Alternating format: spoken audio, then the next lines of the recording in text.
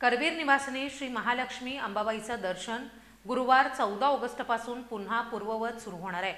भारतीय पुरातत्व सर्वेक्षण विभागाच्या देखरेखीखाली गर्भगृहाची स्वच्छता आणि आवश्यक कामं पूर्ण झाल्यानंतर धार्मिक विधी करून दर्शनासाठी मंदिर खुलं होणार आहे। भारतीय पुरातत्व सर्वेक्षण विभाग नवी दिल्ली यांच्या सूचनेनुसार श्री अंबाबाईच्या गर्भगृहाची स्वच्छता आणि इतर सूचनांची पूर्तता त्यांच्या देखरेखीखाली आज दिनांक 13 ऑगस्ट 2025 रोजी पूर्ण करून घेण्यात येणार आहे।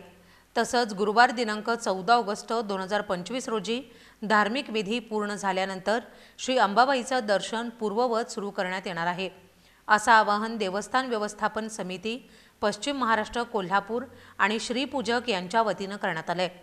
करवीर निवासिनी श्री अंबाबाईची मूर्ती सुस्थितीत राहण्याच्या अनुषंगानं जिल्हाधिकारी कोल्हापूर तथा प्रशासक देवस्थान व्यवस्थापन समिती पश्चिम महाराष्ट्र कोल्हापूर यांच्या वतीनं मूर्तीची पाहणी करण्यासाठी भारतीय पुरातत्व सर्वेक्षण नवी दिल्ली यांना कळवल्याप्रमाणे त्यांच्याकडून काम सुरू करण्यात आलं होतं।